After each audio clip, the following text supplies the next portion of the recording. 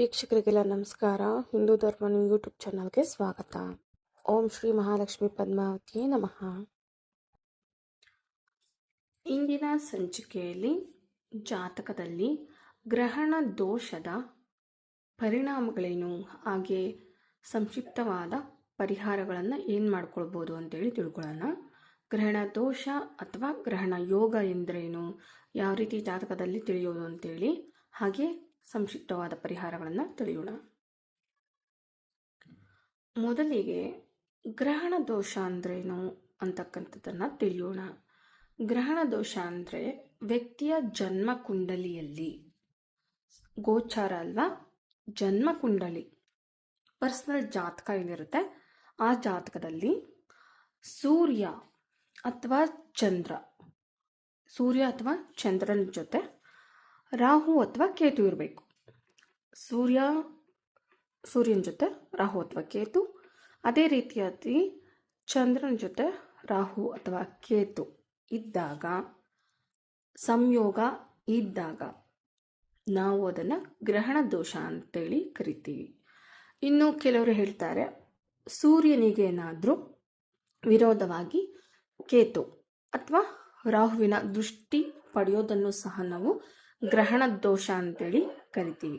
ಆದರೆ ನೋಡಿ, ಸೂರ್ಯನ ಜೊತೆ ರಾಹು ಅಥವಾ ಕೇತು ಇದ್ದಾಗ ಅಥವಾ ಚಂದ್ರನ ಜೊತೆ ರಾಹು ಅಥವಾ ಕೇತು ಇದ್ದಾಗ ದುಷ್ಪರಿಣಾಮಗಳು 100% ಇರುತ್ತೆ. ಅದೇ ರೀತಿ ಸೂರ್ಯನಿಗೇನಾದರೂ ಜಾತಕದಲ್ಲಿ ರಾಹು ಅಥವಾ ಕೇತುವಿನ ದೃಷ್ಟಿ ಬಿದ್ದಾಗ ದುಷ್ಪರಿಣಾಮಗಳು ಕೊಂಚ ಕಡಿಮೆ ಇರುತ್ತೆ. ಈ ರೀತಿಯಾಗಿ ಸೂರ್ಯ ಅಥವಾ ಚಂದ್ರನ ಜೊತೆ ಜಾತಕದಲ್ಲಿ ಎಲ್ಲಾದರೂ ಆಗಿರ್ಬೋದು, ಯಾವುದೇ ಮನೆಯಲ್ಲಾಗಿರ್ಬೋದು, ಸೂರ್ಯ ಅಥವಾ ಚಂದ್ರನ ಜೊತೆ ರಾಹು ಅಥವಾ ಕೇತು ಒಟ್ಟಿಗೆ ಇರೋದನ್ನು ನಾವು ಗ್ರಹಣ ದೋಷ ಅಥವಾ ಗ್ರಹಣ ಯೋಗ ಅಂತೇಳಿ ಕರಿತೀವಿ. ಸಾಮಾನ್ಯವಾಗಿ ನಮಗೆಲ್ಲರೂ ಗೊತ್ತಿರೋ ಹಾಗೆ, ಒಂದು ಭೂಮಿಯಲ್ಲಿ ಸೌರಮಂಡಲದಲ್ಲಿ ಗ್ರಹಣವಾದಾಗ ಭೂಮಿಯ ಮೇಲೆ ನೋಡಿರ್ಬೋದು ಎಷ್ಟೆಲ್ಲ ದುಷ್ಪರಿಣಾಮಗಳಾಗುತ್ತೆ ಅಂತೇಳಿ. ಭೂಕಂಪನಗಳಾಗುತ್ತೆ, ಹೊಸ ಹೊಸ ವೈರಸ್ಗಳು, ಬ್ಯಾಕ್ಟೀರಿಯಾಗಳಿಂದ ದಾಳಿಯಿಂದಾಗಿ ಜನರು ಸಾಯ್ತಾರೆ. ಇನ್ನು ಅಗ್ನಿ ಅವಘಡಗಳಾಗಿರ್ಬೋದು, ಅಪಘಾತಗಳಾಗಿರ್ಬೋದು, ಈ ರೀತಿಯಾಗಿ ಹಲವಾರು ದುಷ್ಪರಿಣಾಮಗಳು ಭೂಮಿಯ ಮೇಲೆ ಆಗ್ತಕ್ಕಂಥದ್ದನ್ನು ನಾವೆಲ್ಲ ನೋಡಿದ್ದೀವಿ. ಕೆಲವೊಮ್ಮೆ ಮಾತ್ರ ಏನಾಗ್ಬಿಡುತ್ತೆ ಅಂದರೆ, ಭಾರತದಲ್ಲಿ ನಾವಿರ್ತಕ್ಕಂಥ ಪ್ಲೇಸಲ್ಲಿ ಏನಾದರೂ ಗೋಚರ ಆಗಿಲ್ಲ ಅಂದರೆ ದುಷ್ಪರಿಣಾಮಗಳು ಬೀರೋದಿಲ್ಲ. ಆದರೆ ಸಾಮಾನ್ಯವಾಗಿ ಗ್ರಹಣಗಳು ಆದಾಗ ನಾವು ಕಂಡಂತೆ ನೋಡಿ, 12 ರಾಶಿಗಳಿಗೂ ದುಷ್ಪರಿಣಾಮಗಳು ಅಂತಕ್ಕಂಥದ್ದು, ಶುಭ ಮತ್ತು ಅಶುಭ ಫಲಗಳು ದೊರೀತಾವೆ. ಇನ್ನು ಸಾಮಾನ್ಯವಾಗಿ ಆಗ್ತಕ್ಕಂಥ ಗ್ರಹಣ ಏನಿದೆ ಅದರಿಂದಾಗಿ ಇಷ್ಟೆಲ್ಲ ದುಷ್ಪರಿಣಾಮಗಳು ಆದಾಗ ವ್ಯಕ್ತಿಗೆ ಯಾವ ರೀತಿಯೆಲ್ಲ ತೊಂದರೆಗಳಾಗುತ್ತೆ ಅನ್ನೋದನ್ನು ನೀವೇ ಊಹೆ ಮಾಡ್ಕೊಳ್ಬೋದು. ಅಷ್ಟು ದುಷ್ಪರಿಣಾಮಗಳು ಅಂತಕ್ಕಂಥದ್ದು ಈ ಗ್ರಹಣ ಯೋಗದಿಂದಾಗಿ ಉಂಟಾಗುತ್ತೆ. ಹಾಗಾಗಿ ಪರಿಹಾರಗಳು ಅತ್ಯಗತ್ಯ. ನೋಡಿ, ಜಾತಕದಲ್ಲಿ 12 ಮನೆಗಳಲ್ಲಿ ಎಲ್ಲೇ ಇದ್ರೂ ಸಹ ನೋಡಿ, ಸೂರ್ಯನ ಜೊತೆ ರಾಹು ಅಥವಾ ಕೇತು ಎರಡರಲ್ಲಿ ಒಂದು ಗ್ರಹ ಇರಬೇಕು. ಚಂದ್ರನ ಜೊತೆ ರಾಹು ಅಥವಾ ಕೇತು ಎರಡರಲ್ಲಿ ಒಂದಿದ್ದಾಗ ಅದು ಗ್ರಹಣ ದೋಷ ಆಗಿ ಪರಿಣಾಮ ಬೀರುತ್ತೆ. ಇನ್ನು ಸ್ಕಂದ ಪುರಾಣದಲ್ಲೂ ಸಹ ಇದರ ಬಗ್ಗೆ ಉಲ್ಲೇಖಗಳು ಇರ್ತಕ್ಕಂಥದ್ದು. ಸೂರ್ಯಗ್ರಹಣಂ ಚಂದ್ರಗ್ರಹಣಂ ಚ ಅಶುಭಂ ಭವತಿ. ಸೂರ್ಯಗ್ರಹಣಂ ಅಂತೇಳಿ ಕರೀತಾರೆ. ಅಂದ್ರೆ ಅರ್ಥ, ಚಂದ್ರಗ್ರಹಣ, ಸೂರ್ಯ ಅಥವಾ ಚಂದ್ರನ ಗ್ರಹಣವು ಅಶುಭ ಮತ್ತು ಕರ್ಮನ ಸೂಚಿಸುವಂಥದ್ದು ಅಂತೇಳಿ ಸ್ಕಂದ ಪುರಾಣದಲ್ಲಿ ಈ ಗ್ರಹಣ ಯೋಗ ಅಥವಾ ಗ್ರಹಣ ದೋಷದ ಬಗ್ಗೆ ವಿವರಣೆ ತಿಳಿಸಲಾಗಿದೆ. ಇನ್ನೊಂದು ಗ್ರಂಥಗಳಲ್ಲಿ ಉಲ್ಲೇಖ ಏನಪ್ಪಾ ಇದೆ ಅಂತಂದರೆ, ಬೃಹತ್ ಪರಾಶರ ಹೋರಾ ಶಾಸ್ತ್ರದಲ್ಲಿ ಈ ಗ್ರಹಣ ಯೋಗ ಅಥವಾ ಗ್ರಹಣ ದೋಷದ ಬಗ್ಗೆ ರಾಹುಕೇತು ಯದಾ ಸೂರ್ಯಚಂದ್ರೋಯೋ ಸಹ ಸ್ಥಿತೌ ತದಾ ಧ್ರುವಸ ಕೇತು ಸೂರ್ಯಚಂದ್ರೋ ಸಹ ಸ್ಥಿತೌ ತದಾ ದೋಷ ಸಂಭವ ಅಂತೇಳಿ ಉಲ್ಲೇಖ ಕೊಟ್ಟಿದ್ದಾರೆ. ಅಂದ್ರೆ ಅರ್ಥ, ರಾಹು ಅಥವಾ ಕೇತು ಸೂರ್ಯ ಅಥವಾ ಚಂದ್ರನನ್ನ ಆಕ್ರಮಿಸಿಕೊಂಡಾಗ, ಯುತಿಯನ್ನ ಅಥವಾ ಸಂಯೋಗವನ್ನ ಹೊಂದಿದಾಗ ಜೀವನದಲ್ಲಿ ಸಂಕಟಗಳು ತಪ್ಪಿದ್ದಲ್ಲ, ಸಂಕಟಗಳು ಹಾಗೆ ದೋಷಗಳು ಹೆಚ್ಚಾಗಿ ಜೀವನದಲ್ಲಿ ಒಬ್ಬ ವ್ಯಕ್ತಿಗೆ ಬಾಧಿಸ್ತಾ ಇರುತ್ತೆ ಅಂತೇಳಿ ಉಲ್ಲೇಖ ಇರ್ತಕ್ಕಂಥದ್ದು. ಇನ್ನು ಕೆಲವೊಬ್ಬರ ಜಾತಕದಲ್ಲಿ ಈ ಗ್ರಹಣ ಯೋಗ ಅಥವಾ ಗ್ರಹಣ ದೋಷ ಬರಲು ಕಾರಣ ಏನು ಅನ್ನೋದನ್ನು ತಿಳಿಯೋಣ. ನೋಡಿ, ಸೂರ್ಯ ಅಥವಾ ಚಂದ್ರನನ್ನು ಮೊದಲನೇದಾಗಿ ರಾಹು ಅಥವಾ ಕೇತು ದೃಷ್ಟಿ ಬಿದ್ದಾಗ ಈ ರೀತಿ ಗ್ರಹಣ ಯೋಗ ಅಥವಾ ದೋಷ ಉಂಟಾಗುತ್ತೆ. ಇನ್ನು ಎರಡನೇದಾಗಿ ಸೂರ್ಯ ಅಥವಾ ಚಂದ್ರ ರಾಹು ಅಥವಾ ಕೇತುವಿನ ಸಂಯೋಗದೊಂದಿಗೆ ಒಂದೇ ಮನೆಯಲ್ಲಿ ಸ್ಥಿತಲಾದಾಗಲೂ ಸಹ ನಮಗೆ ಗ್ರಹಣ ಯೋಗ ಅಥವಾ ದೋಷ ಉಂಟಾಗ್ತಕ್ಕಂಥದ್ದು. ಇನ್ನು ಮೂರನೇ ಕಾರಣ ಏನಪ್ಪ ಅಂತಂದರೆ, ವ್ಯಕ್ತಿಯು ಸೂರ್ಯ ಅಥವಾ ಚಂದ್ರಗ್ರಹಣದ ಸಮಯದಲ್ಲಿ ಜನನವನ್ನು ಪಡೆದಾಗ, ಯಾರೆಲ್ಲ ಗ್ರಹಣಕ್ಕೆ ಸಮೀಪದಿಂದಾಗಲೂ ಇರ್ಬೋದು ಅಥವಾ ಗ್ರಹಣ ದಿನವೇ ಈ ರೀತಿಯಾಗಿ ಜನನ ಆದಾಗ ಗ್ರಹಣ ಯೋಗದಲ್ಲಿ ಮಗು ಜನಿಸುತ್ತೆ ಅಥವಾ ವ್ಯಕ್ತಿಯ ಜನನ ಆಗುತ್ತೆ. ಇನ್ನು ಈ ಮೂರು ಕಾರಣಗಳಿಂದಾಗಿ ನಮಗೆ ಗ್ರಹಣ ಯೋಗ ಉಂಟಾಗುತ್ತೆ ಜಾತಕದಲ್ಲಿ. ಇನ್ನು ಸೂರ್ಯ ನಮಗೆ ಜ್ಯೋತಿಷ್ಯದಲ್ಲಿ ಆತ್ಮಕಾರಕ, ಹಾಗೆ ಚಂದ್ರ ಮನಸ್ಸಿನ ಕಾರಕ. ಈ ಸೂರ್ಯ ಮತ್ತು ಚಂದ್ರ ಜಾತಕದಲ್ಲಿ ಕೆಟ್ಟಿದ್ದಾಗ ಅಥವಾ ಗ್ರಹಣ ಯೋಗದಲ್ಲಿ ಮಗು ಜನಿಸಿದಾಗ ಅದು ವ್ಯಕ್ತಿಯ ಕರ್ಮವನ್ನು ಪ್ರತಿನಿಧಿಸುತ್ತೆ. ಹೀಗಾಗಿ ಆತ್ಮಕ್ಕೆ ಹಾಗೂ ಮನಸ್ಸಿನ ಮೇಲೆ ಅಗಾಧವಾದಂಥ ಹಾಗೂ ಜೀವನದ ಮೇಲೆ ಅಗಾಧವಾದಂಥ ದುಷ್ಪರಿಣಾಮಗಳನ್ನು ಈ ಯೋಗ ತಂದೊಡ್ಡುತ್ತೆ. ಇನ್ನು ಜಾತಕದಲ್ಲಿ ಗ್ರಹಣ ದೋಷ ಇದ್ದಾಗ, ಗ್ರಹಣ ಯೋಗ ಉಂಟಾದಾಗ ಲಕ್ಷಣಗಳು ಹಾಗೂ ಪರಿಣಾಮಗಳು ಯಾವ ರೀತಿ ಇರುತ್ತೆ, ಯಾವೆಲ್ಲ ದುಷ್ಪರಿಣಾಮಗಳನ್ನು ಕೊಡುತ್ತೆ ಅನ್ನೋದನ್ನು ಈಗ ತಿಳಿಯೋಣ. ನೋಡಿ, ಜಾತಕದಲ್ಲಿ ಯಾವುದೇ ಮನೇಲಾಗಿರ್ಬೋದು, 1ನೇ ಮನೆ, 5ನೇ ಮನೆ, 4ನೇ ಮನೆ, 9ನೇ ಮನೆ ಎಲ್ಲೇ ಇದ್ದರೂ ಸಹ ದುಷ್ಪರಿಣಾಮಗಳು ಅಗಾಧವಾಗಿ ಇರುತ್ತೆ. ಇನ್ನು ಇವರಿಗೆ ದೀರ್ಘಕಾಲದ ಮಾನಸಿಕ ಒತ್ತಡ ಇರುತ್ತೆ. ಏನಂತಾರೆ, ತುಂಬ ಈಸಿಯಾಗಿ ಡಿಪ್ರೆಷನ್ಗೆ ಹೋಗುವಂಥದ್ದಾಗಿರ್ಬೋದು, ಬೇಗ ಮರೆಯೋದೇ ಇಲ್ಲ. ಯಾವುದೇ ಒಂದು ಜೀವನದಲ್ಲಿ ಘಟನೆಗಳು ನಡೆದಾಗ ಈ ರೀತಿ ಗ್ರಹಣ ಯೋಗ ಅಥವಾ ದೋಷ ಉಂಟಾದಾಗ ಆ ವ್ಯಕ್ತಿ ದೀರ್ಘಕಾಲಿಕವಾಗಿ ಒಂದೇ ನೋವನ್ನು, ಒಂದೇ ಸಮಸ್ಯೆನ ಮತ್ತೆ ಮತ್ತೆ ನೆನೆಸ್ಕೊಂಡು ಕೊರಗ್ತಾ ಇರ್ತಾರೆ. ಈ ರೀತಿಯಾಗಿ ದೀರ್ಘಕಾಲದ ಮಾನಸಿಕ ಒತ್ತಡ ಇರುತ್ತೆ. ಇನ್ನು ಅತಿಯಾದ ಕೋಪ ಇರುತ್ತೆ, ಕಂಟ್ರೋಲ್ ಮಾಡೋಕ್ಕಾಗಲ್ಲ ಯಾರಿಂದಲೂ ಸಹ. ಅಷ್ಟು ಕೋಪ ಅಂತಕ್ಕಂಥದ್ದು ಒಬ್ಬ ವ್ಯಕ್ತಿಗೆ ಇರುತ್ತೆ. ಇನ್ನು ಭಾವನಾತ್ಮಕವಾಗಿ ಅಸ್ಥಿರತೆ ಅಥವಾ ಗೊಂದಲದಲ್ಲೇ ಇರ್ತಾನೆ. ನಂತರ ಅತ್ಯಂತ ಮನಸ್ಸು ಚಂಚಲವಾಗಿ ಇರುತ್ತೆ. ಯಾಕೆಂದರೆ ಚಂದ್ರ ಮನಸ್ಸಿನ ಕಾರಕ ಅಲ್ವಾ. ಚಂದ್ರನಿಗೆ ಯಾವಾಗ ರಾಹು ಅಥವಾ ಕೇತುವಿನ ಸಂಪರ್ಕ ಹೊಂದುತ್ತೆ ಮನಸ್ಸು ತುಂಬ ಚಂಚಲವಾಗಿರುತ್ತೆ. ಅದೇ ಅವ್ರಿಗೆ ನೋವನ್ನು ತಂದುಕೊಡುವಂಥದ್ದಾಗಿರುತ್ತೆ. ನಂತರ ಕಣ್ಣುಗಳು, ಚರ್ಮ ಅಥವಾ ರೋಗ ನಿರೋಧಕ ಶಕ್ತಿಗೆ ಸಂಬಂಧಿಸಿದ ಆರೋಗ್ಯ ಸಮಸ್ಯೆಗಳನ್ನು ಈ ಒಬ್ಬ ವ್ಯಕ್ತಿ ಪಡಿತಾನೆ.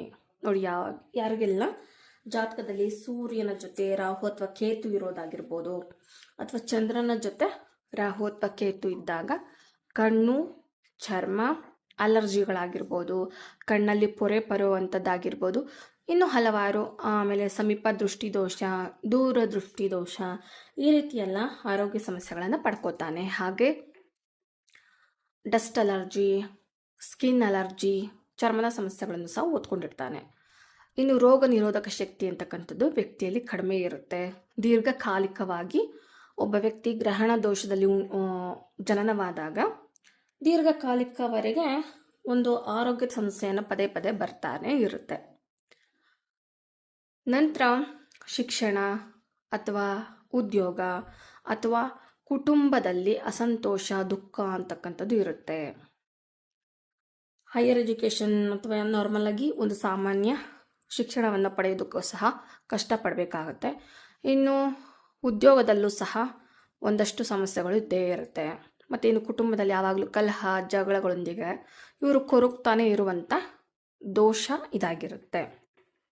ಇನ್ನು ಯಾರಿಗೆಲ್ಲ ಹೆಣ್ಮಕ್ಳಿಗೆ ಈ ಗ್ರಹಣ ದೋಷ ಅಂತಕ್ಕಂಥ ಜಾತಕದಲ್ಲಿ ಇರುತ್ತೆ, ಅವರಿಗೆ ಹೆರಿಗೆಯಲ್ಲಿ, ಗರ್ಭಾವಸ್ಥೆಯಲ್ಲಿ ತೊಂದರೆಗಳು, ಬೇಗ ಪ್ರೆಗ್ನೆಂಟ್ ಆಗದೆ ಇರತಕ್ಕಂಥದ್ದಾಗಿರ್ಬೋದು ಅಥವಾ ಗರ್ಭಿಣಿ ಆದ ನಂತರ ಒಂದಷ್ಟು ಆರೋಗ್ಯ ಸಮಸ್ಯೆಗಳು ಕಾಣಿಸ್ಕೊಳ್ಳೋದು, ಹೆರಿಗೆಯಲ್ಲಿ ತುಂಬ ನೋವು ತಿನ್ನೋದು, ರಕ್ತಸ್ರಾವವಾಗ್ತಕ್ಕಂಥದ್ದು, ಈ ರೀತಿ ಎಲ್ಲ ಸಮಸ್ಯೆಗಳು ಉಂಟಾಗುತ್ತೆ. ಇನ್ನು ಸೂರ್ಯ ಈ ರೀತಿ ಗ್ರಹಣ ಯೋಗ, ಸೂರ್ಯನ ಜೊತೆ ರಾಹು ಅಥವಾ ಕೇತು ಇರೋದಾಗಿರ್ಬೋದು ಅಥವಾ ಚಂದ್ರನ ಜೊತೆ ರಾಹು ಅಥವಾ ಕೇತು ಇದ್ದಾಗ ನಿಮ್ಗೆ ಏನಾಗುತ್ತೆ ಅಂತಂದರೆ, ಹಠಾತ್ತಾಗಿ ನಿಮಗೆ ಆರ್ಥಿಕ ಸಂಕಷ್ಟಗಳು ಮತ್ತು ಅಪಘಾತಗಳಾಗಿರ್ಬೋದು, ಹಾಗೆ ದುರಾದೃಷ್ಟಗಳು ನಿಮಗೆ ಕಾಡುತ್ತೆ. ತಕ್ಷಣವೇ ಒಂದಷ್ಟು ದೊಡ್ಡ ದೊಡ್ಡ ಸಮಸ್ಯೆಗಳು ಜೀವನದಲ್ಲಿ ಬಂದ್ಬಿಡುತ್ತೆ. ನಿಮಗೆ ಒಂದು ಆಲೋಚನೆಯೂ ಸಹ ಇರೋದಿಲ್ಲ. ಆ ರೀತಿಯಾಗಿ ಹಠಾತ್ತಾಗಿ ಒಂದು ತಕ್ಷಣ ನಿಮಗೆ ಜೀವನದಲ್ಲಿ ಸಮಸ್ಯೆಗಳು ದೊಡ್ಡ ದೊಡ್ಡ ಸಮಸ್ಯೆಗಳಾಗಿ ಬರ್ತಾನೆ ಇರುತ್ತೆ. ಇನ್ನು ಜಾತಕದಲ್ಲಿ ಗ್ರಹಣ ಯೋಗ ಅಥವಾ ಗ್ರಹಣ ದೋಷ ಇದ್ದವರಿಗೆ ವಿಶೇಷವಾದಂಥ ಸಮಸ್ಯೆ ಏನಪ್ಪ ಅಂತಂದರೆ, ಅಂಗೈ ಹಾಗೂ ಅಂಗಾಲು, ಕಾಲಿನ ಅಂಗಾಲ್ ಭಾಗದಲ್ಲಿ ಯಾವಾಗಲೂ ಮಳೆ ಬರ್ತಾ ಇದ್ರು ಅಥವಾ ಮಳೆಗಾಲದಲ್ಲಾಗಿರ್ಬೋದು ಅಥವಾ ಚಳಿ ಇದ್ರೂ ಸಹ ತುಂಬ ಸ್ವೆಟ್ ಆಗ್ತಾ ಇರ್ತಾರೆ, ಸೆಕೆ ಬರ್ತಾ ಇರುತ್ತೆ ಅವ್ರಿಗೆ. ವಿಶೇಷವಾಗಿ ಕೈ ಮತ್ತು ಕಾಲುಗಳು ಸೆಕೆ ಬರ್ತಾ ಇರುತ್ತೆ. ಇದೊಂದು ಕೂಡ ಗ್ರಹಣ ಯೋಗದ ಸಿಂಪ್ಟಮ್ ಆಗಿರುತ್ತೆ. ಇನ್ನೊಂದು ವಿಶೇಷವಾದಂಥ ಸಮಸ್ಯೆ ಏನಪ್ಪ ಅಂತಂದರೆ, ಕೈಯಲ್ಲಿರ್ತಕ್ಕಂಥ ಉಗುರುಗಳು ಅಥವಾ ಕಾಲಲ್ಲಿರ್ತಕ್ಕಂಥ ಉಗುರುಗಳು ವಿಶೇಷವಾಗಿ ಫಂಗಲ್ ಇನ್ಫೆಕ್ಷನ್ ಅಂತೇಳಿ ಕರೀತಾರೆ. ಇನ್ಫೆಕ್ಷನ್ನಿಂದ ಉಗುರು ಸರಿಯಾಗಿ ಬೆಳೀತಾ ಇರೋದಿಲ್ಲ, ಬ್ಯಾಕ್ಟೀರಿಯಾ ಒಳಗಡೆ ತಿನ್ಕೊಂಡು ಬರ್ತಾ ಇರುತ್ತೆ. ಈ ರೀತಿಯಾಗಿ ಒಂದು ಗ್ರಹಣ ಯೋಗ ಅಥವಾ ದೋಷ ಇದ್ದವ್ರಿಗೆ ಸಮಸ್ಯೆಗಳು ಕಾಡುತ್ತೆ ಹೆಚ್ಚಾಗಿ. ಅಥವಾ ರಾಹು ದೋಷ ಇದ್ದವ್ರಿಗೂ ಸಹ ಸೇಮ್ ಈ ರೀತಿ ಇನ್ಫೆಕ್ಷನ್ ಆಗುತ್ತೆ. ಇನ್ನು ಯಾರಿಗೆಲ್ಲ ಗ್ರಹಣ ಯೋಗ ಅಥವಾ ಗ್ರಹಣ ದೋಷ ಇದ್ದಾಗ ಆ ವ್ಯಕ್ತಿಗೆ ದೇವರಲ್ಲಿ ಆಗಿರ್ಬೋದು, ಧರ್ಮದಲ್ಲಿ ಅಪನಂಬಿಕೆ ಅಂತಕ್ಕಂಥದ್ದು ಕೊಂಚ ಇರುತ್ತೆ.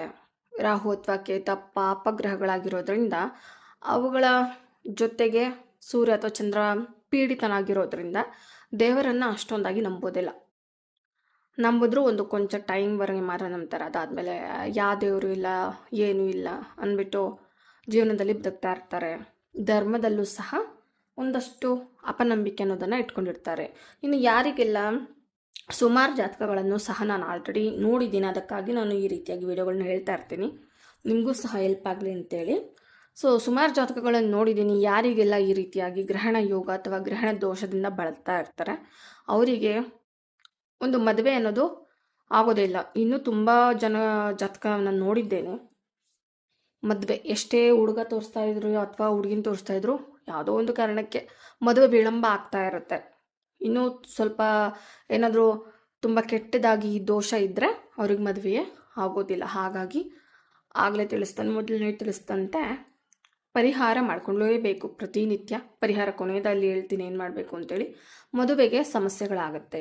ಇನ್ನು ಮದುವೆಯಲ್ಲಿ ತುಂಬ ನೋಡಿರ್ಬೋದು ನೀವು ನ್ಯೂಸ್ಗಳಲ್ಲೆಲ್ಲ, ಮದುವೆ ಮನೆಯಲ್ಲೇ ತುಂಬ ಜಗಳಗಳಾಡಿಕೊಂಡು ಮದುವೆಗೆ ತೊಂದರೆ ಆಗತಕ್ಕಂಥದ್ದು. ಏಕಾಏಕಿ ಯಾವುದೋ ಒಂದು ಚಿಕ್ಕ ಕಾರಣದಿಂದಾಗಲಿ ಮದುವೆ ಮನೆಯಲ್ಲೇ ದೊಡ್ಡ ದೊಡ್ಡ ಜಗಳ ಆಗಿ ಮದುವೆಯಲ್ಲಿ ಸಮಸ್ಯೆಗಳು ಉಂಟಾಗುತ್ತೆ. ಈ ರೀತಿಯಾಗಿ ಸಹ ನಿಮಗೆ ಗ್ರಹಣ ಯೋಗ ಇದ್ದಾಗ ಜಾತಕದಲ್ಲಿ ಮದುವೆ ಮನೆಯಲ್ಲಿ ಘರ್ಷಣೆಗಳು ಆಗಿರ್ಬೋದು, ಮದುವೆಯಲ್ಲಿ ಜಗಳಗಳು, ಕಲಹಗಳು ಅಂತಕ್ಕಂಥದ್ದು ಆಗುತ್ತೆ. ನಂತರ ಇನ್ನು ಜಾತಕದಲ್ಲಿ ಗ್ರಹಣ ದೋಷ ಇದ್ದಾಗಲೂ ಸಹ ಆಗಲೇ ತಿಳಿಸಿದಂತೆ ಸಂತಾನಕ್ಕೂ ಕೂಡ ಬಹಳಷ್ಟು ಸಮಸ್ಯೆ ಆಗುತ್ತೆ. ಮಿಸ್ಕ್ಯಾರೇಜ್ಗಳಾಗೋ ಚಾನ್ಸಸ್ ಜಾಸ್ತಿ ಇರುತ್ತೆ. ಅಬಾರ್ಷನ್ ಆಗುವಂಥದ್ದಾಗಿರ್ಬೋದು, ಅಥವಾ ತುಂಬ ವರ್ಷಗಳಿಂದ ಟ್ರೈ ಮಾಡ್ತಾ ಇದ್ದೀವಿ, ಮಗು ಮಾಡ್ಕೊಳಕ್ಕಾಗ್ತಿಲ್ಲ ಅಂತೇಳಿ ಒಂದಷ್ಟು ಸಮಸ್ಯೆಗಳನ್ನು ಸಂತಾನಕ್ಕೆ ಸಂಬಂಧಪಟ್ಟಂತೆ ಆಗಿರ್ಬೋದು, ಈ ರೀತಿ ಸಮಸ್ಯೆಗಳಾಗುತ್ತೆ. ಇನ್ನು ಯಾರಾದರೂ ಸ್ವಂತ ಉದ್ಯೋಗ ಮಾಡ್ತಾ ಇದ್ದರೆ ಈ ಗ್ರಹಣ ಯೋಗದಿಂದಾಗಿ ವ್ಯವಹಾರದಲ್ಲಿ ಸಾಲು ನಷ್ಟಗಳು ಬಂದೇ ಬರುತ್ತೆ. ಅಥವಾ ಒಂದು ಒಳ್ಳೆ ಬಿಸ್ನೆಸ್ ಮಾಡೋಕ್ಕಾಗಲ್ಲ, ಒಳ್ಳೆ ಲಾಭ, ತುಂಬ ಲಾಭ ಮಾಡಬೇಕು ಅಂತ ಅಂದ್ಕೊಂಡು ಯಾರಾದರೂ ಬಿಸ್ನೆಸ್ ಕೈ ಹಾಕಿದರೆ ಪರಿಹಾರ ಮಾಡ್ಕೊಂಡಲೇ ನಷ್ಟವನ್ನು ಸುಲಭವಾಗಿ ಹೊಂದುತ್ತಾರೆ. ಸಫಲತೆ ಅಂತಕ್ಕಂಥದ್ದು ವ್ಯವಹಾರದಲ್ಲಿ ಇರೋದಿಲ್ಲ. ಈ ರೀತಿಯ ಎಲ್ಲ ಸಮಸ್ಯೆಗಳು ಆಗುತ್ತೆ. ಇನ್ನು ಇಂತಹ ವ್ಯಕ್ತಿಗಳಿಗೆ ಒಂದು ಒಳ್ಳೆಯ ಲೈಫ್ ಗೋಲ್ ಅನ್ನೋದು ಇಟ್ಕೊಂಡಿರೋಲ್ಲ. ಒಂದು ಭವಿಷ್ಯದಲ್ಲಿ ನಾನು ಇದು ಮಾಡಬೇಕು ಅಂತ ಏನೋ ಅಂದ್ಕೊಂಡಿರೋ ಅನಿಶ್ಚಿತ ಭವಿಷ್ಯದಿಂದ ಜೀವನ ನಡೆಸ್ತಾ ಇರ್ತಾರೆ. ಯಾರಿಗೆಲ್ಲ ಗ್ರಹಣ ಯೋಗ ಇರುತ್ತೆ ಜಾತಕದಲ್ಲಿ ಅನಿಶ್ಚಿತ ಭವಿಷ್ಯ ಅಂತಕ್ಕಂಥದ್ದನ್ನು ಇಟ್ಕೊಂಡಿರ್ತಾರೆ. ಇನ್ನು ಯಾವುದೇ ಜೀವನದಲ್ಲಿ ಬೆಳವಣಿಗೆ ಅಥವಾ ಏಳಿಗೆಗಳು ಇಲ್ಲದೆ ಒಂದು ವೃತ್ತಿ ಜೀವನ ಆಗಿರ್ಬೋದು, ಉದ್ಯೋಗದಲ್ಲಿ ಅಸ್ಥಿರತೆ ಉಂಟಾಗ್ತಾ ಇರುತ್ತೆ. ತುಂಬ ಕೆಲಸಗಳು ನೋಡ್ತಾ ಇರ್ತಾರೆ. ಯಾವುದೇ ಒಂದು ಕೆಲಸಕ್ಕೆ ಹೋದ್ರೂ ಸಹ ಉದ್ಯೋಗದಲ್ಲಿ ಸಾಕಷ್ಟು ಒತ್ತಡ ಅಥವಾ ಟೆನ್ಷನ್, ಅಸ್ಥಿರ. ಒಂದೇ ಕಂಪ್ನಿಲಿ ವರ್ಕ್ ಮಾಡ್ತಾರಲ್ಲ, ಈ ವರ್ಷ ಒಂದು ಕಂಪ್ನಿಲಿ ಜಾಯ್ನ್ ಆಗಿದ್ರೆ ಅದು ಯಾವುದೋ ಒಂದು ಕಾರಣಕ್ಕಾಗಿ ಬಿಟ್ಟು ನೆಕ್ಸ್ಟ್ ಇಯರ್ ಇನ್ನೊಂದು ಕಂಪ್ನಿಯಲ್ಲಿ ಜಾಯ್ನ್ ಆಗಿರ್ತಾರೆ ಯಾರಿಗೆಲ್ಲ ಗ್ರಹಣ ಯೋಗ ಇರುತ್ತೆ. ಹಾಗಾಗಿ ಅಂಥವ್ರಿಗೂ ಸಹ ಉದ್ಯೋಗದಲ್ಲಿ ಅಸ್ಥಿರ ಅಂತಕ್ಕಂಥದ್ದು ಇರುತ್ತೆ. ಇನ್ನು ಆಗಲೇ ತಿಳಿಸಿದಂತೆ ಕೆಲಸದ ಸ್ಥಳದಲ್ಲಿ ಒತ್ತಡ ಇರುತ್ತೆ. ಹಾಗೆ ಮನೆಯಲ್ಲೂ ಸಹ ಶಾಂತಿ ಇರೋದಿಲ್ಲ. ಕಲಹಗಳು ತಂದೆ ತಾಯಿಯಿಂದ ಆಗಿರ್ಬೋದು, ಅಥವಾ ಹೆಂಡತಿ ಗಂಡನಿಂದ ಆಗಿರ್ಬೋದು, ಮಕ್ಕಳಿಂದ, ಯಾವುದೋ ಒಂದು ಕಾರಣಕ್ಕೆ ಮನೆಯಲ್ಲಿ ಯಾವಾಗಲೂ ಶಾಂತಿ ಅಂತಕ್ಕಂಥದ್ದು ಇರೋದಿಲ್ಲ. ಇನ್ನು ಹೆಸರಿಗೆ ಕುಂಠಿತವನ್ನು, ಕಪ್ಪು ಚುಕ್ಕೆಯನ್ನು ತಂದುಕೊಡ್ತಾನೆ. ಯಾರಿಗೆಲ್ಲ ಈ ಗ್ರಹಣ ದೋಷ ಜಾತಕದಲ್ಲಿದ್ದು ದೊಡ್ಡ ದೊಡ್ಡ ಹುದ್ದೆಗಳಲ್ಲಿ ಇರ್ತೀರ ಅವರಿಗೆಲ್ಲ ಒಂದು ಕಾಲದಲ್ಲಿ ಯಾವುದಾದ್ರೂ ಅಂತರ್ದಶ ಭುಕ್ತಿಯಲ್ಲಿ ಇರ್ಬೋದು, ಅಂತರ್ದಶ ಅಥವಾ ಭುಕ್ತಿಗಳಲ್ಲಿ ಒಂದು ಕಪ್ಪು ಚುಕ್ಕೆ ಅಂತಕ್ಕಂಥದ್ದು ಬಂದ್ಬಿಡುತ್ತೆ. ಹಾಗಾಗಿ ಪರಿಹಾರಗಳನ್ನು ಮಾಡಿಕೊಳ್ಳೋದು, ಎಚ್ಚರಿಕೆಯನ್ನು ವಹಿಸೋದು ಬಹಳನೇ ಒಳ್ಳೆಯದು. ಇನ್ನು ಯಾರಿಗೆಲ್ಲ ಗ್ರಹಣ ದೋಷ ಜಾತಕದಲ್ಲಿ ಇದ್ದಾಗ ಆ ವ್ಯಕ್ತಿ ಯಾವಾಗಲೂ ಒಂಟಿತನದಿಂದ ಬದುಕ್ತಾ ಇರ್ತಾನೆ. ಯಾಕೆಂದರೆ ಸೂರ್ಯ ರಾಹು ಕೇತು ಇರೋದಾಗಿರ್ಬೋದು, ಅಥವಾ ಚಂದ್ರನಿಗೆ ಕೇತು ರಾಹು ಜೊತೆಲಿದ್ದಾಗ ಆ ವ್ಯಕ್ತಿಯನ್ನು ಅರ್ಥ ಮಾಡ್ಕೊಳ್ಳೋಕ್ಕೆ ಆಗಲ್ಲ. ಯಾವಾಗಲೂ ಒಂದು ಜಗಳದಿಂದ ಎಷ್ಟೋ ಸಂಬಂಧಗಳನ್ನು ದೂರ ಮಾಡ್ಕೊಂಡಿರ್ತಾರೆ, ಎಷ್ಟೋ ವ್ಯಕ್ತಿಗಳನ್ನು ಕಳ್ಕೊಂಡಿರ್ತಾರೆ. ಇಲ್ಲಾಂದರೆ ಕೋಪದಿಂದ ಆಗಿರ್ಬೋದು, ಅಥವಾ ಅವರು ಒಂದು ಹಠಮಾರಿತನದಿಂದ ಆಗಿರ್ಬೋದು, ಇಲ್ಲ ಯಾವಾಗಲೂ ಡಿಪ್ರೆಷನಲ್ಲಿರೋದ್ರಿಂದನೇ ಇವರಿಗೆ ಒಂಟಿತನ ಅಂತಕ್ಕಂಥದ್ದು ಜೀವನದಲ್ಲಿ ಯಾವಾಗಲೂ ಕಾಡ್ತಾ ಇರುತ್ತೆ. ಇನ್ನು ಯಾವಾಗಲೂ ಹೆಚ್ಚಾಗಿ ರೋಗ ನಿರೋಧಕ ಶಕ್ತಿ ಇಂತಹ ವ್ಯಕ್ತಿಗಳಿಗೆ ಇರೋದಿಲ್ಲ. ಆರೋಗ್ಯ ಸಮಸ್ಯೆಗಳು ತುಂಬ ರಿಪೀಟೆಡ್ ಆಗಿ ಬರ್ತಾನೆ ಇರುತ್ತೆ. ಇನ್ನು ಆರೋಗ್ಯದ ಕಡೆ ಗಮನ ಕೊಟ್ಟಿಲ್ಲ ಅಂದರೆ ಶಸ್ತ್ರಚಿಕಿತ್ಸೆ ಆಗಿರ್ಬೋದು, ಮಲ್ಟಿಪಲ್ ಟೈಮ್ ಶಸ್ತ್ರಚಿಕಿತ್ಸೆ, ಅಥವಾ ಅಪಘಾತಗಳು, ವಾಹನ ಅಪಘಾತಗಳು, ಕೈ ಕಾಲುಗಳೆಲ್ಲ ಗಾಯ ಮಾಡಿಕೊಳ್ಳುವಂಥದ್ದು ಹೆಚ್ಚಾಗಿ ಇರುತ್ತೆ. ಅನುಕೂಲ ಇದ್ದರೆ ಪ್ರತಿ ವರ್ಷ ಪರಿಹಾರ ಮಾಡ್ಕೊಳ್ಳೋದು ಒಳ್ಳೆಯದು. ಇನ್ನು ಗ್ರಹಣ ಸಮಯದಲ್ಲಿ ಪರಿಹಾರ ಈಗ ಹೇಳ್ಕೊಂಡು ಹೋಗ್ತೀನಿ. ಗ್ರಹಣ ಸಮಯದಲ್ಲಿ ಏನು ಮಾಡ್ಬೇಕಂತಂದ್ರೆ ಆದಷ್ಟು ಹೊರಗಡೆ ಬರದೇ ಇರೋದು ಒಳ್ಳೆಯದು. ನೋಡಿ, ಸೂರ್ಯ ರಾಹು ಅಥವಾ ಕೇತುವಿಂದ ಬಾಧಿತನಾದಾಗ ಸೂರ್ಯಗ್ರಹಣ ಡೇಂಜರ್ ಆಗಿರುತ್ತೆ, ದುಷ್ಪರಿಣಾಮಗಳನ್ನು ಕೊಡ್ತಾನೆ. ಯಾರಿಗೆಲ್ಲ ಚಂದ್ರನ ಜೊತೆ ರಾಹು ಅಥವಾ ಕೇತು ಇರುತ್ತೆ ಅವರಿಗೆ ಚಂದ್ರಗ್ರಹಣ ಡೇಂಜರ್ ಆಗಿರುತ್ತೆ. ಹಾಗಾಗಿ ಯಾವುದೇ ಗ್ರಹಣ ಇರ್ಬೋದು, ಯಾರಿಗೆಲ್ಲ ಈ ಗ್ರಹಣ ಯೋಗ ಇರುತ್ತೆ ಅವರು ಗ್ರಹಣದ ದಿನ, ಗ್ರಹಣದ ಸಮಯದಲ್ಲಾಗಿರ್ಬೋದು ಹೊರಗಡೆ ಹೋಗಬೇಡಿ, ಅದನ್ನು ಅವಾಯ್ಡ್ ಮಾಡಿ ಆದಷ್ಟು. ಇನ್ನು ಹೋಗಲೇಬೇಕು, ಕೆಲಸಕ್ಕೆ ಹೋಗ್ತೀವಿ, ನಮ್ಮದು ಕೆಲಸ ಇದೆ, ವೃತ್ತಿ ಮಾಡ್ತಾ ಇದ್ದೀವಿ ಅಂತಂದರೆ ತಪ್ಪದೆ ನೀವೆಲ್ಲ ಏನು ಮಾಡಬೇಕಂದ್ರೆ ಜೇಬಿನಲ್ಲಿ ಗರಿಕೆ ಅಥವಾ ದರ್ಬೆಯನ್ನು ಇಟ್ಕೊಂಡು ಹೊರಗಡೆ ಹೋಗೋದು ಒಳ್ಳೆಯದು. ಮೊದಲನೇ ಪರಿಹಾರ ಇದು. ಇನ್ನು ಸೂರ್ಯಗ್ರಹಣ ಯೋಗ ನಿಮ್ಮ ಜಾತಕದಲ್ಲಿ ಇದೆ ಅಂತಂದರೆ ಪ್ರತಿನಿತ್ಯ ಕೈಲಾದಷ್ಟು, ಪ್ರತಿನಿತ್ಯ ಆಗಿರ್ಬೋದು ಅಥವಾ ಕೈಲಾದಷ್ಟು ಪ್ರತಿನಿತ್ಯ ಸೂರ್ಯನ ನಮಸ್ಕಾರ ಮಾಡ್ಕೊಳ್ಳುವಂಥದ್ದಾಗಿರ್ಬೋದು, ಆದಿತ್ಯ ಹೃದಯ ಸ್ತೋತ್ರವನ್ನು ಪಠಿಸುವಂಥದ್ದು ಸಹ ಒಳ್ಳೆಯದು. ಇನ್ನು ಸೂರ್ಯನ ಮಂತ್ರ ಓಂ ಗೃಣಿ ಸೂರ್ಯಾಯ ನಮಃ ಅಂತೇಳಿ ಸೂರ್ಯಗ್ರಹಣ ದೋಷದ ಪ್ರಭಾವವನ್ನು ಕಡಿಮೆ ಮಾಡಲು ಮುಂಜಾನೆ ಈ ಮಂತ್ರವನ್ನು ಪಠಿಸೋದು ಸಹ ಒಳ್ಳೆಯದು. ಅದೇ ರೀತಿಯಾಗಿ ಯಾರಿಗೆಲ್ಲ ಚಂದ್ರನ ಜೊತೆ ರಾಹು ಕೇತು ಇದ್ದಾಗ ಅದು ಚಂದ್ರಗ್ರಹಣ ಯೋಗವಾಗ್ತಕ್ಕಂಥದ್ದು. ಈ ರೀತಿ ಇದ್ದಾಗ ನೀವು ಪರಿಹಾರವಾಗಿ ಓಂ ಸೋಮಾಯ ನಮಃ ಅಂತೇಳಿ ಪ್ರತಿನಿತ್ಯ ಪಠಣೆ ಮಾಡೋದು ಸಹ ಒಳ್ಳೆಯದು. ನಿಮಗೆ ಕಾಡ್ತಕ್ಕಂಥ ಮನಸ್ಸಿಗೆ ಬಾಧೆ ಏನೇ ಇರುತ್ತೆ, ಒಂಟಿತನ ಎಲ್ಲವೂ ಸಹ ನಿವಾರಣೆ ಆಗುತ್ತೆ. ಮನಸ್ಸು ಯಾವಾಗಲೂ ಪ್ರಶಾಂತತೆಯಿಂದ ಕೂಡಿರುವಂಥದ್ದು ಆಗುತ್ತೆ. ಇನ್ನು ಯಾರಿಗೆಲ್ಲ ಈ ಯೋಗ ಇರುತ್ತೆ, ಈ ದೋಷ ಇರುತ್ತೆ, ಅವರು ಗ್ರಹಣ ಕಾಲದಲ್ಲಿ ಅಥವಾ ಯಾವುದಾದ್ರೂ ಒಂದು ಅಮಾವಾಸ್ಯೆ ಎಂದು ಗ್ರಹಣ ಶಾಂತಿ ಪೂಜೆಯನ್ನು ಕೈಲಾದಷ್ಟು ಮಾಡ್ಕೊಳ್ಳಿ. ಇದರಿಂದನೂ ಸಹ ನಿಮ್ಗೆ ಇರ್ತಕ್ಕಂಥ ದುಷ್ಪರಿಣಾಮಗಳನ್ನು ತಡೆಯುವಂಥ ಶಕ್ತಿ ದೇವರು ಕೊಡ್ತಾನೆ. ಇನ್ನು ಗ್ರಹಣ ಕಾಲದಲ್ಲಿ ಎಳ್ಳು, ಹಾಗೆ ಬಿಳಿ ಬಟ್ಟೆ, ಇನ್ನು ಚಂದ್ರಗ್ರಹಣ ಸಮಯದಲ್ಲಿ ಈ ರೀತಿಯಾಗಿ ಅಕ್ಕಿ ಮತ್ತು ತುಪ್ಪದ ದಾನವನ್ನು ಕೊಡ್ತಾ ಬರಬೇಕು. ತಪ್ಪದೇ ಆ ದಿನ ನೀವು ಈ ದಾನವನ್ನು ಕೊಡಬೇಕು. ನೋಡಿ, ಚಂದ್ರಗ್ರಹಣ ಸಮಯದಲ್ಲಿ ಮತ್ತೊಮ್ಮೆ ಹೇಳ್ತಾ ಇದ್ದೀನಿ, ಅಕ್ಕಿ, ತುಪ್ಪ, ಬಿಳಿ ಬಟ್ಟೆ, ಯಾವುದಾದ್ರು ಒಂದು ವಸ್ತ್ರ, ಬಿಳಿ ಸೀರೆ ಆಗಿರ್ಬೋದು, ಬಿಳಿ ಪಂಚೆ, ತಾಂಬೂಲ ದಕ್ಷಿಣೆ ಸಹಿತ ಯಾರಿಗಾದರೂ ದಾನವನ್ನು ಕೊಡೋದು. ಹಾಗೆ ಸೂರ್ಯಗ್ರಹಣ ಮತ್ತು ಚಂದ್ರಗ್ರಹಣ ದಿನಗಳಲ್ಲಿ ತಪ್ಪದೆ ನೀವೇನು ಮಾಡಬೇಕಂತಂದರೆ ಉಪವಾಸವನ್ನು ಆಚರಣೆ ಮಾಡಿ. ಮದ್ಯಪಾನ ಆಗಿರ್ಬೋದು, ಧೂಮಪಾನ ಆಗಿರ್ಬೋದು, ಅಥವಾ ಮಾಂಸಾಹಾರ ಸೇವನೆ ಆ ದಿನ ನಿಷಿದ್ಧ. ನಂತರ ಇನ್ನು ಸೂರ್ಯನ ಜೊತೆ ರಾಹು ಅಥವಾ ಚಂದ್ರನ ಜೊತೆ ರಾಹು ಇದ್ದಾಗ ಅವರು ಹೆಚ್ಚಾಗಿ ಕಾಲಾಷ್ಟಮಿಯನ್ನು ತಪ್ಪದೆ ಆಚರಣೆ ಮಾಡಬೇಕು.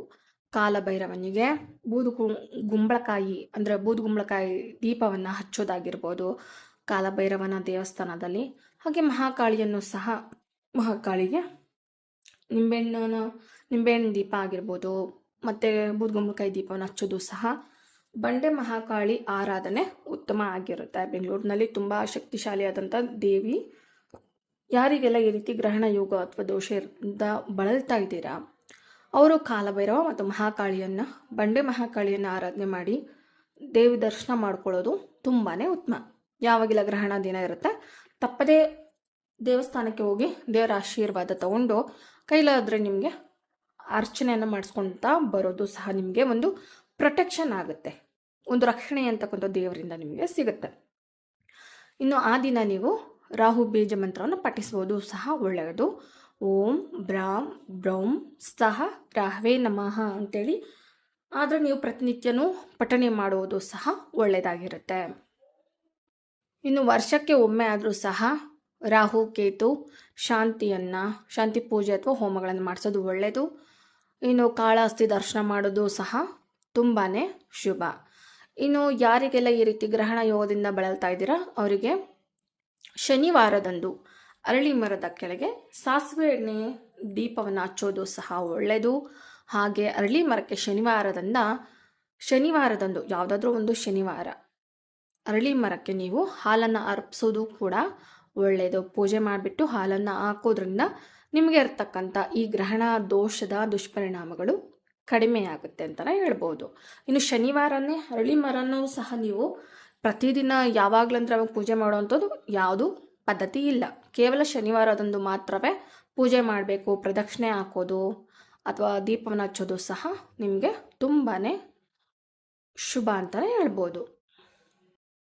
ಇನ್ನು ಯಾರಿಗೆಲ್ಲ ಈ ಗ್ರಹಣ ಯೋಗ ಅಥವಾ ದೋಷ ಇರುತ್ತೆ ಅವರು ಆಧ್ಯಾತ್ಮಿಕವಾಗಿ ಅಪನಂಬಿಕೆಯನ್ನು ಹೊಂದಿರ್ತಾರೆ.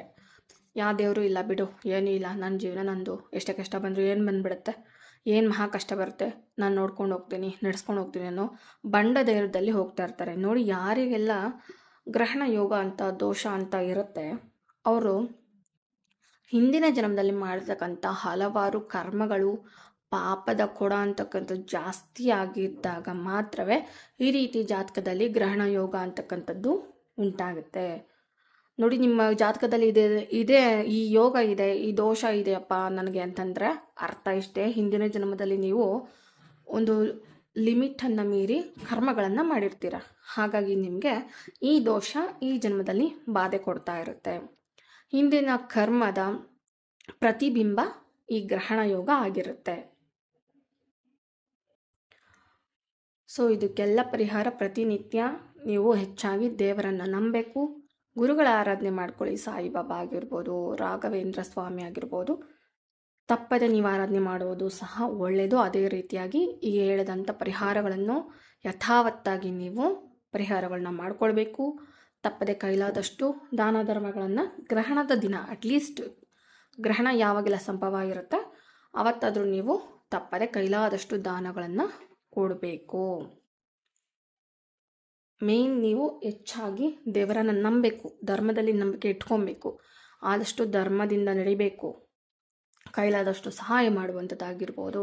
ಕಾಲಾಷ್ಟಮಿಯನ್ನು ಯಾವ ರೀತಿ ಕಾಲಾಷ್ಟಮಿನ ಆಚರಣೆ ಮಾಡಬೇಕು ಅಂತೇಳಿ ನನ್ನ ವಿಡಿಯೋ ಕೂಡ ಅಪ್ಲೋಡ್ ಮಾಡಿದ್ದೀನಿ. ಬೇಕಂದರೆ ಡಿಸ್ಕ್ರಿಪ್ಷನ್ ಬಾಕ್ಸಲ್ಲಿ ಕೊಟ್ಟಿರ್ತೀನಿ, ನೋಡಿಕೊಂಡು ಅದು ಪ್ರತಿ ತಿಂಗಳು ಬರ್ತಾ ಇರುತ್ತೆ. ತಪ್ಪದೆ ಆಚರಣೆ ಮಾಡ್ಕೊಳ್ಳಿ.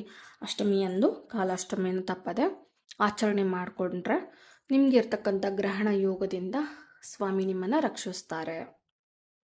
ಇನ್ನು ಜ್ಯೋತಿಷ್ ಶಾಸ್ತ್ರದಲ್ಲಿ ಈ ಗ್ರಹಣ ದೋಷ ಏನಿದೆ ಇದು ನಮಗೆ ಎಚ್ಚರಿಕೆ ಮತ್ತು ಪಾಠ ಎರಡನ್ನೂ ಸಹ ಕಲಿಸುತ್ತೆ. ಇನ್ನು ಎಷ್ಟು ದೇವರನ್ನು ನಂಬಿ ಪೂಜೆ ಹೋಮ ದಾನಗಳನ್ನು ಮಾಡ್ಕೊಂಡು ಬರ್ತೀರೋ ಅಷ್ಟು ನಿಮಗದೊಂದು ರಕ್ಷಾ ಕವಚವಾಗಿ ಕಾಪಾಡುತ್ತೆ. ಇನ್ನು ಯಾರ ಜಾತಕದಲ್ಲಿ ಸೂರ್ಯಗ್ರಹಣ ಅಂತಕ್ಕಂಥದ್ದು ಇರುತ್ತೆ ಅವರು ಪ್ರತಿದಿನ ಆಗಲೇ ತಿಳಿಸಿದಂತೆ ಸೂರ್ಯೋದಯದ ಸಮಯದಲ್ಲಿ ವಿಶೇಷವಾಗಿ ಭಾನುವಾರದಂದು ಅಟ್ಲೀಸ್ಟ್ ವೀಕ್ಲಿ 1 ಡೇ ಅಂದರೆ ಭಾನುವಾರ ಆದರೂ ಸಹ ನೀವು ಸೂರ್ಯನಿಗೆ ಅರ್ಘ್ಯವನ್ನು ತಪ್ಪದೆ ನಿಮಗೆ ಅನುಕೂಲ ನೋಡಿಕೊಂಡು ಅಟ್ಲೀಸ್ಟ್ ಯಾವುದಾದ್ರೂ ವಾರದಲ್ಲಿ 1 ದಿನ ಭಾನುವಾರದಂದು ಮಾತ್ರವೇ ಸೂರ್ಯನಿಗೆ ತಪ್ಪದೆ ಅರ್ಘ್ಯವನ್ನು ಕೊಡುವಂಥದ್ದಾಗಿರ್ಬೋದು. ಹಾಗೆ ಗಾಯತ್ರಿ ಮಂತ್ರವನ್ನು ಪಠಣೆ ಮಾಡೋದು, ಪ್ರತಿದಿನ ಬೆಳಗ್ಗೆ ಗಾಯತ್ರಿ ಮಂತ್ರವನ್ನು ಪಠಿಸ್ತಾ ಸೂರ್ಯನಿಗೆ ಅರ್ಘ್ಯವನ್ನು ಕೊಡಬೇಕು. ಅಂದರೆ ಅದು ತಾಮ್ರದ ಪಾತ್ರೆಯಿಂದಲೇ ನೀವು ಜಲವನ್ನು ಸೂರ್ಯನಿಗೆ ಅರ್ಪಿಸುವಂಥದ್ದು. ಈ ರೀತಿ ಒಂದೊಳ್ಳೆ ಭಾನುವಾರದಿಂದ ಸ್ಟಾರ್ಟ್ ಮಾಡಿ ಸತತವಾಗಿ 7 ಭಾನುವಾರ ನೀವು ಮಾಡ್ತಾ ಬರೋದ್ರಿಂದ, ಪ್ಲಸ್ ಇದರ ಜೊತೆಗೆ ಯಾವುದಾದ್ರು ನಿಮ್ಮ ಮನೆ ಹತ್ತಿರ ಇರ್ತಕ್ಕಂಥ ಒಳ್ಳೆಯ ಪುರೋಹಿತರಿಗೆ ಬೆಲ್ಲವನ್ನು ಸಹ ದಾನ ಮಾಡಬೇಕು. ಈ ರೀತಿಯಾಗಿ ಮಾಡೋದ್ರಿಂದ ನಿಮಗೆ ಇರ್ತಕ್ಕಂಥ ಜಾತಕದಲ್ಲಿ ಸೂರ್ಯಗ್ರಹಣ ದೋಷ ಏನಿದೆ,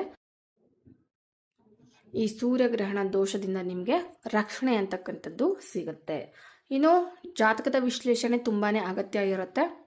ಸಾಧ್ಯವಾದಷ್ಟು ನಿಮಗೆ ಬೇಕಂದರೆ ನನಗೂ ಸಹ ವಾಟ್ಸಪ್ ಮಾಡೋದ್ರಿಂದ ನಾನು ಕೂಡ ನಿಮಗೆ ಪರಿಹಾರ ಅಂತಕ್ಕಂಥದ್ದು ನೋಡಿ, ಜಾತಕದಲ್ಲಿ ಏನು ದೋಷ ಇದೆ, ಯಾವ ಸ್ಥಾನದಲ್ಲಿದೆ ಅಂತ ಚೆಕ್ ಮಾಡಿ ನಿಮಗೆ ಖಂಡಿತ ನಿಖರವಾದ ಒಂದು ಭವಿಷ್ಯ ಮತ್ತು ಪರಿಹಾರ ಅಂತಕ್ಕಂಥದ್ದನ್ನ ನಾನು ತಿಳಿಸ್ಕೊಡ್ತೀನಿ.